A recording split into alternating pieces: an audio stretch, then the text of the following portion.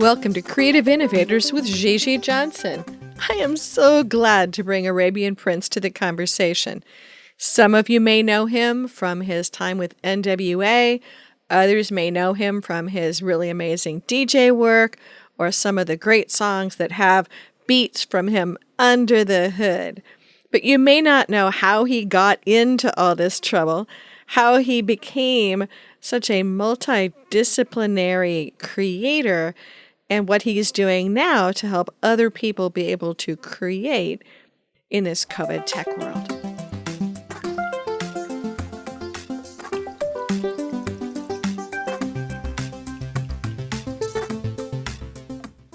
My current adventures, which I like to call them, all stem around social good, inner city, youth, giving back to the communities, because I know where I came from, growing up in Compton. So my whole life is based on that because I'm just blessed to be able to continually do what I do. And, just being an only child that figured it out at a young age, making a record at 15 and a half years old and doing all these other things in technology. I just want to give that information to the next generation of not only kids, but people in the inner city, elderly people, everybody's creative.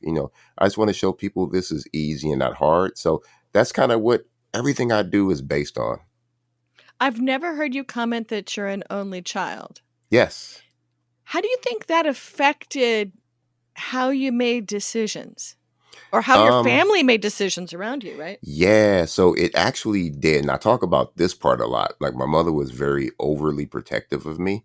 Mm-hmm. And I think that had a lot to do with the fact that I was an only child. Like I didn't have a big brother in Compton to look after me. I had crazy uncles and cousins who looked after me, but they were way older and they were pretty much the ones out there doing the dirt. They were the ones causing the trouble, out in the city. So she kept me in the house a lot and they protected me in the house a lot. And I just got fed a lot of information like, here, go read this, go do that, go play with this piece of electronic or this thing or this synthesizer or whatever. And it just expanded my mind as a young kid. Because sometimes people's parents' views of where they could go with their life have pretty tremendous impact. So you were seen as somebody who could go do anything, or that was being carefully cultivated? I would say both, but I was very creative. My mother being a classical pianist and she worked in aerospace. My father wrote over 100 books and he was an editor and author of a lot of magazines and newspapers and had a radio show. So everybody did a lot of things in my family.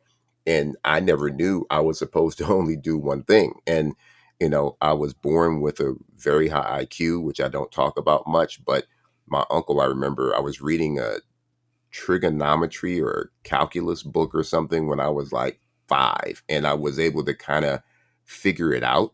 Maybe I didn't get everything right, but I was playing with it and taking notes. And my uncle was like, "What are you doing?" I'm like, "I'm playing." And he was like, he's like, "You're playing with this book? I hate that book." And some of the stuff he saw that I had kind of figured it out just by looking at the numbers and the symbols. And he was like, "Wow." So you had all sorts of role models.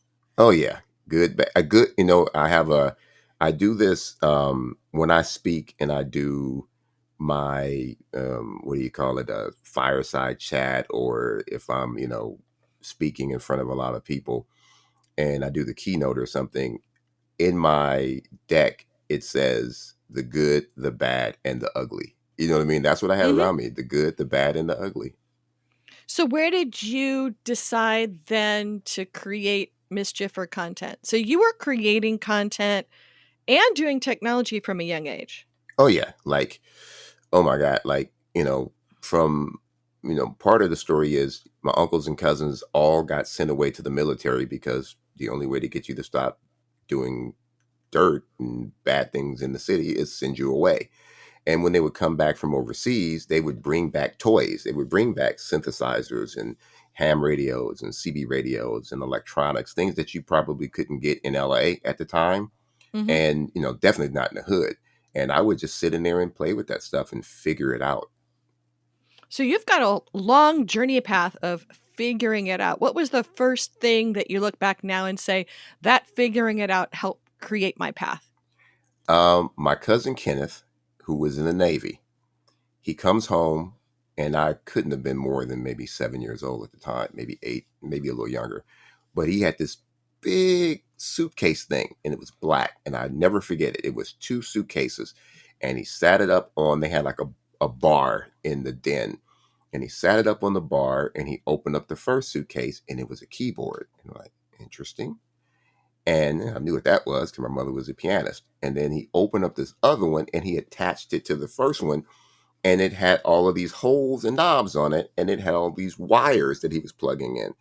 And as I look back, it was an ARC 2600 synthesizer, and it was one of those things where you know, I was like, what is this? It looks like a mad scientist tool. And I would just sit there and play with it and try to get sounds out of it. And unless you knew what oscillators or LFOs or VCAs were, you couldn't get any sounds. They would just go, eh. And eventually I got sounds, and I started playing and started mimicking Parliament Funkadelic because that's all my uncles listened to back then. And I learned how to play Maggot Brain and some of those songs back.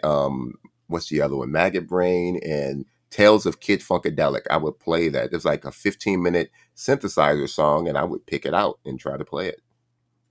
So what year was this then? So there are people of various ages that listen to this. So Yes. some of the question is how when was this? So I call myself like one of the, Yodas of the music and DJing industry in our culture, like this hip hop culture. I Hmm. was born in June 17th, 1965. So that had to be like maybe 72, 1972, Okay. 74, somewhere around in there. So 1972. So that's going to be way before some folks who are listening. So they're not going to necessarily have the context. What was happening out in popular culture and culture where you lived in 72? So I tell people this was the before times. This was before internet. There was no internet. Matter of fact, and I have a clear picture of my aunt's house. I spent most of my time as a kid, since I was an only child, at my grandmother's house and my aunt's house. And they lived on the opposite side of a park. So I just run through the park back and forth from one house to the other. And I remember, the den, because that's where the bar was. That's where my uncles hung out and, did whatever. And, I played with the synthesizers in there, and they had a ham radio. But here's how old this was, or how long ago. I remember when cable first started. Like, Hmm. there was this box, and it was just called On TV. And it had a key that you stuck in the box, and you would turn it on or off. And the reason they had a key, because they had adult stuff that if you didn't want your kids, you would just take the key out and no one could watch anything. So yeah, that's how long ago this was. So you started out tinkering with synthesizers and creating music when you were a pretty young soul. Yes, yes. And I was, surrounded by that stuff my whole life. So how did you end up doing your first recording by 15 and a half? So I, being this only child that my mother didn't let me go out much, um, even my cousins, I had a cousin that was my same age. It lived on the other side of town, and I would go stay there on the weekends. And his mother was very, you know, open and more free. So when I was hanging out with them, we'd go to the mall by ourselves. We do a lot of things by ourselves. But when I was by myself, I couldn't. So um, I would sit in the house and try to figure out ways to get out the house. Like, I need to figure out how I can get out the house. So when I was in so I went to Catholic school too. That was another thing that probably made me who I was, is Catholic school. And we never had a junior high school in Catholic school. Catholic school was kindergarten to 8th grade and then ninth grade to 12th. So there was no going to junior high. You went, elementary school, high school. So when I was in the 8th grade, I started kind of picking up DJing because my father had a talk radio show at KACE radio station in Los Angeles. And I would go there on the Sundays when he had his talk show. and sit in the control room where the DJs did the music all week. And I got to play with all of the carts. You know, they had carts where you put the card in and press the button and the music would play. So I would make little mixtapes on cassette and play with the records. And that's how I learned how to DJ at about maybe 13, 14 years old. And I talked my parents into getting me a turntable.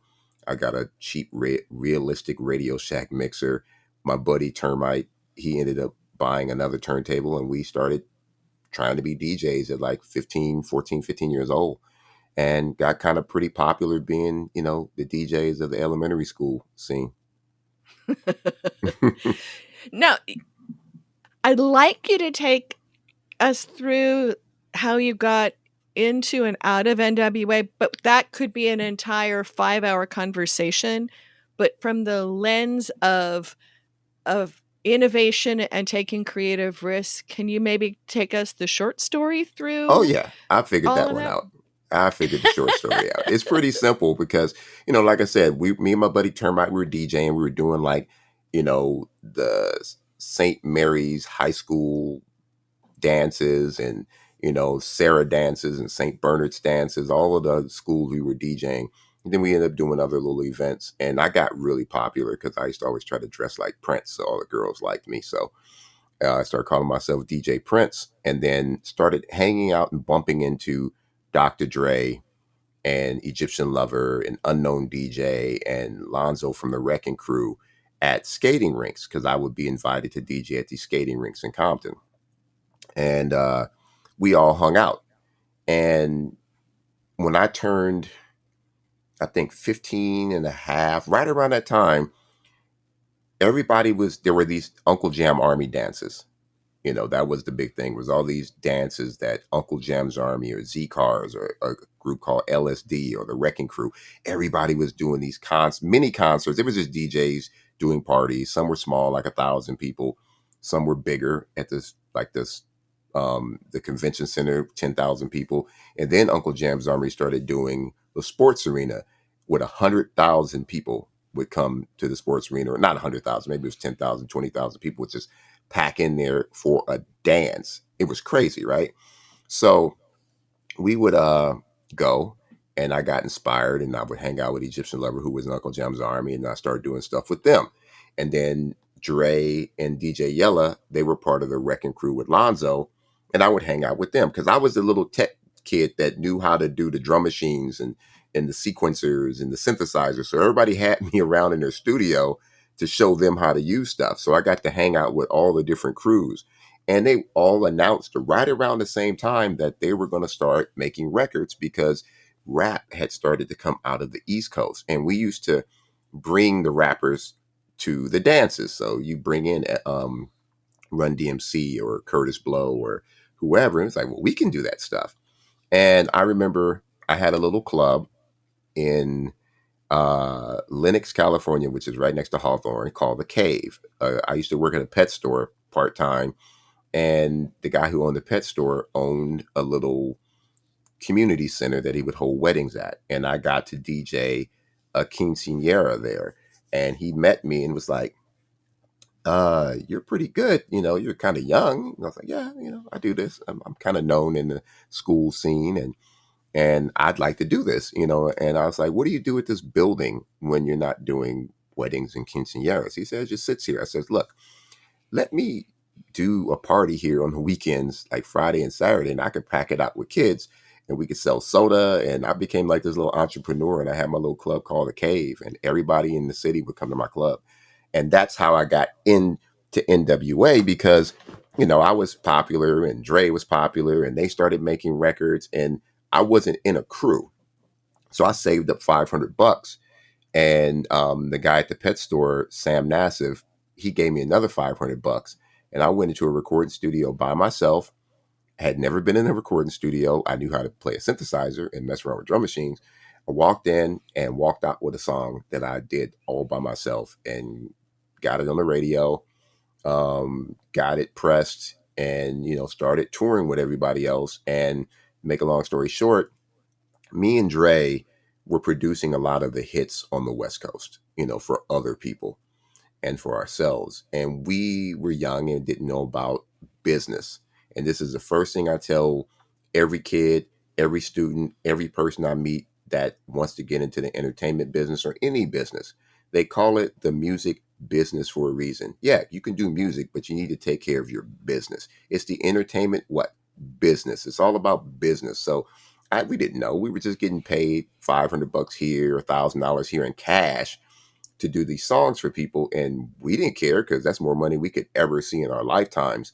But the people that we were doing the records for were keeping all of the royalties and the publishing and the writing and all of that, and we never got it. So um, me and Dre eventually got frustrated by that, and he ended up bumping into this guy, which we call the neighborhood pharmaceutical technician in Compton. Yeah, we Okay. figured that one out. His name is Easy E, and we met him and started talking, and he wanted to get out of his profession and do something a little more safer, and we wanted to do something else. So he had some money, we had the beats, we joined together and started N.W.A. Brought in Ice Cube, who had his parents had sent away to college to be construction, something like he went to go do architecture or something. Came back from the summer, got Ice Cube, got MC Ren, DJ Yella, and put this group together. And the rest was kind of history. And then the history came apart at a point in time, and you then went out on your own.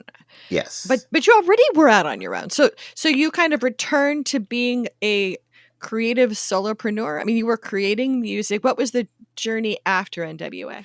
So it's kind of weird because when I made my first record, even before NWA, I was messing around with technology, and I was using the little royalty money I was getting to buy computers at 16, 17. I had, every computer that came out, a Trash 80, which in layman's term, a TRS 80.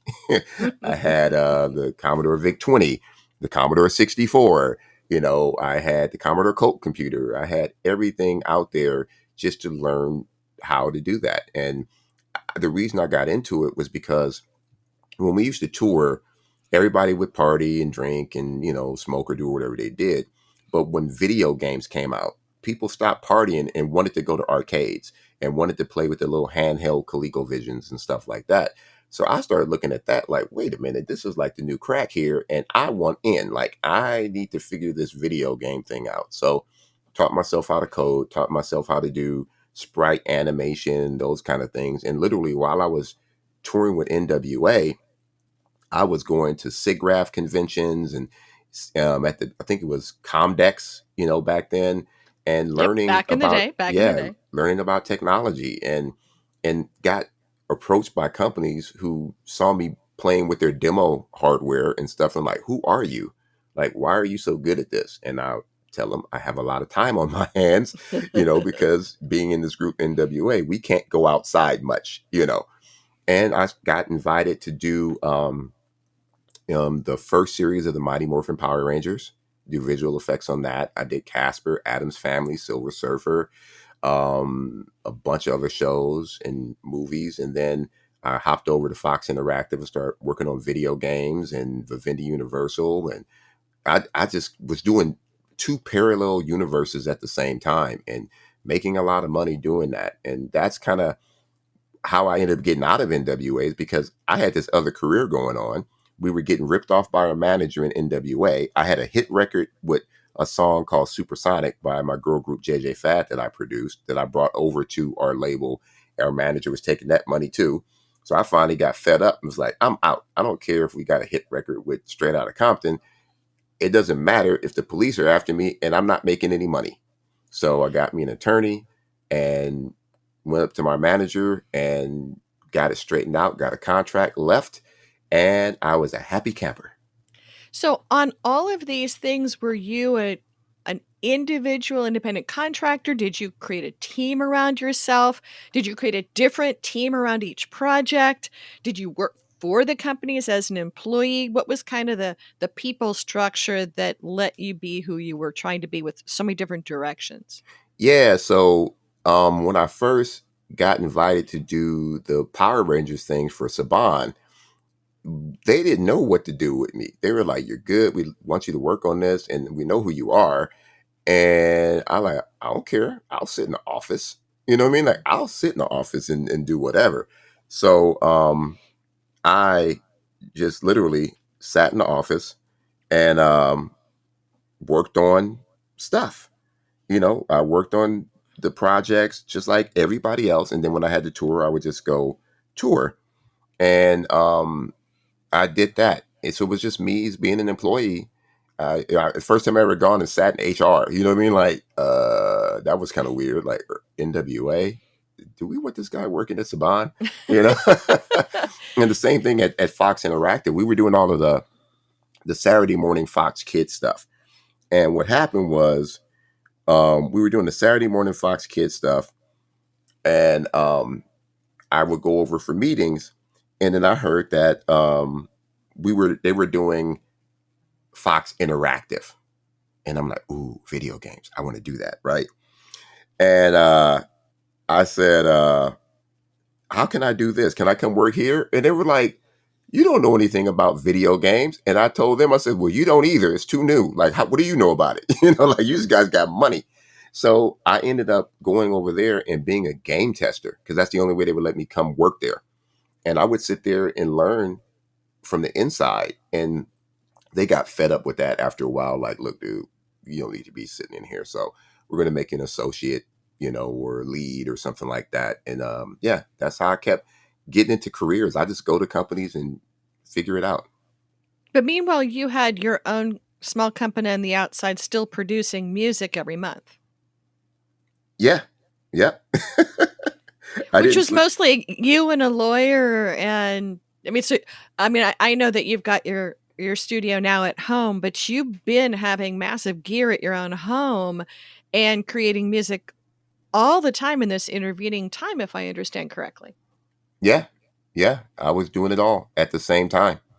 And that's what made it easy for me to transition into the businessman that I am today, into what self-proclaimed futurist person that I am, is that I figured it out at such a young age, and it wasn't hard for me, and especially without internet. Like I had to figure this stuff out. All this stuff was brand new.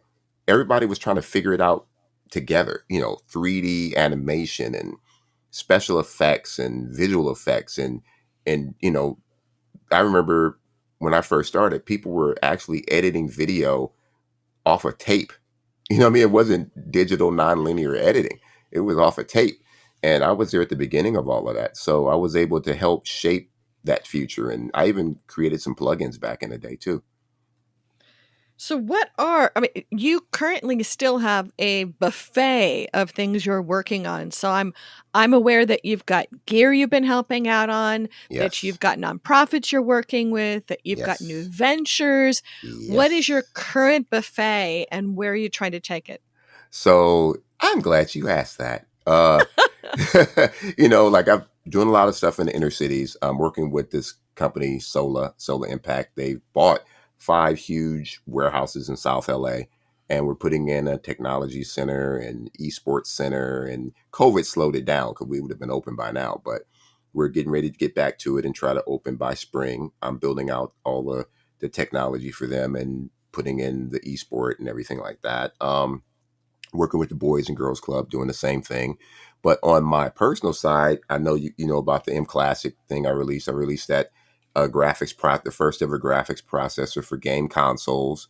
That's doing very well. Like we almost raised $1 million on Indiegogo, and now it's so funny. I go on Yahoo or Google now, and I'm just looking at the news, and you have little banners that pop up. I'm like, whoa, M Classic banner, and it's got almost 5 stars on Amazon. I'm like, I did something cool.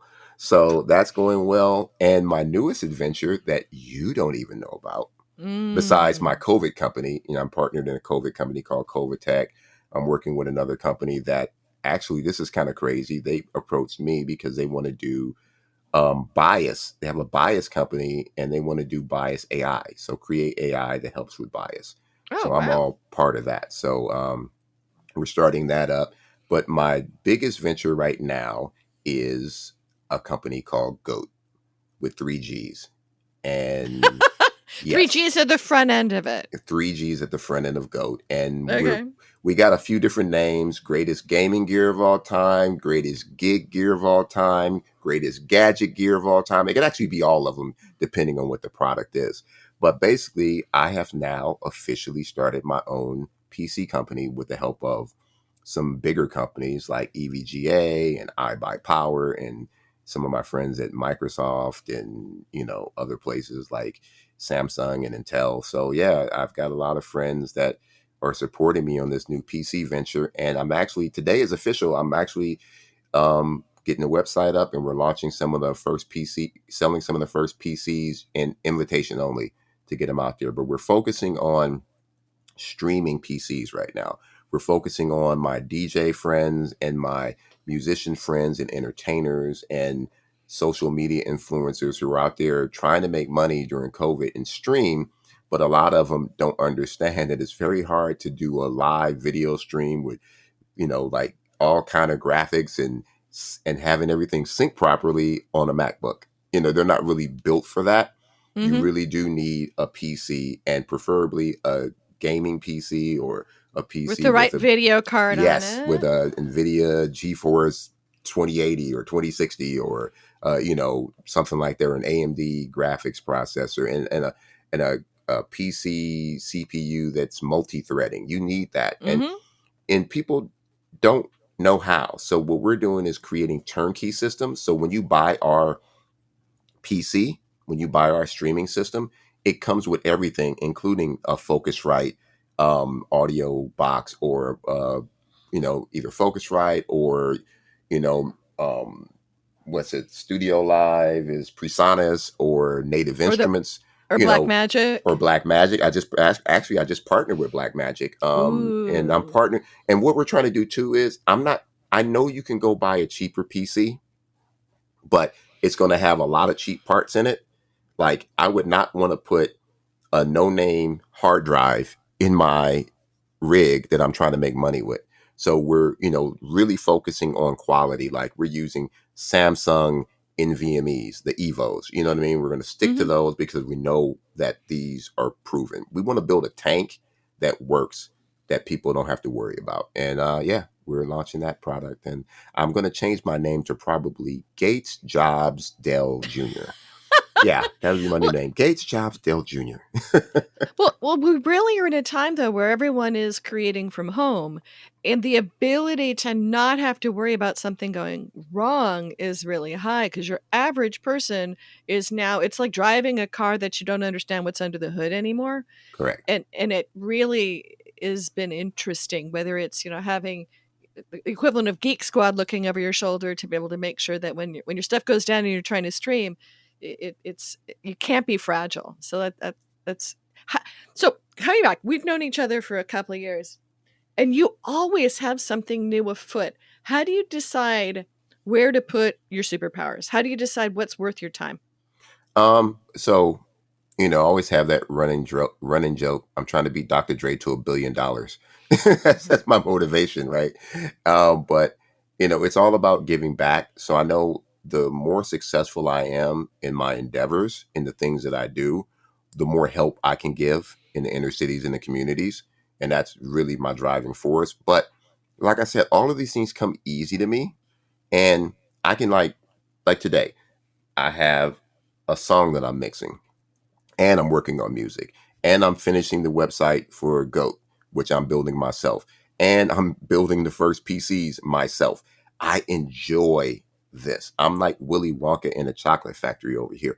I got 3D printers, I've got laser cutters, I've got all kind of things going on here, and I just love it. I'm the mad scientist. Does it help that the mad scientist isn't traveling? And you know what? No, because if you think about it, even when I traveled for DJing, I only really DJed on the weekends. So Mm-hmm. during the week, I was sitting in here doing this. And even if I went to conventions, I would go to conventions and I would take my powerful laptops with me and go to the convention, go back to my room, hotel room, and continually do what I do. So yeah, I'm not digging ditches. This is all intellectual property. So, I'm able to do a lot of things. It's great talking. We could backtrack and go through all of this history. Maybe we will on a second episode sometime. But Yes. as we wrap up on the time here, is there anything you'd like to share we haven't talked about so far? Um, I would just say that, this is the most important thing. And I always say this now, and I remind myself to say this now. Vote. Go vote. Yeah. I'm not telling you who to vote for. You get common sense. Just go vote. And don't complain when it doesn't go your way if you don't vote. And that's the most like powerful thing I can say right now. So if someone would like to reach out to you, who would you like to reach out to you, and how would you like people to reach out to you? I would say how to reach out to me first is OG Arabian Prince. Just put OG in front of Arabian Prince, and OG stands for old guy. Um, Hit me there at my social media. Even on, I think even on LinkedIn, I'm just OG Arabian Prince N.W.A. at LinkedIn or whatever. That's fine. But yeah, I usually respond to people. That's how I deal with a lot of startups. Me and you both, we deal with a lot of startups, and I love helping companies that are just getting out there, just understand a vision. And another thing I want to say to startups or people who want to be creative: simplify. A lot of people build these amazing decks that are like forever. I call them the never ending gobstopper decks. They just keep going on and talking about, I'm like, and it only does one thing. Like, how did you get this much information out of something that does one thing? Like, tell me what it does, tell me how much money you need, and tell me why you're the person that can make this successful. That's all I need to know. And if you get those formulas together to where you can simplify your product or your idea, you can make a lot of money and be successful. Well, Arabian, we're going to add your links to the show notes. It's great to hear what you're doing, and it's always an adventure. Thank you so much for joining us today. Thanks for having me, Gigi. I miss you. I haven't seen you in a while, so we got to catch up when the zombies go away. Yeah, when the zombies go away. Yes. So there's Arabian. He never knew he was supposed to do just one thing, and he has a long track record of doing many different things over the course of time. Is that your own adventure journey? Come join us at creativeinnovatorspodcast.com. Find out about more opportunities there, join our mailing list, and share this episode with 3 friends to show that maybe you don't have to do just one thing.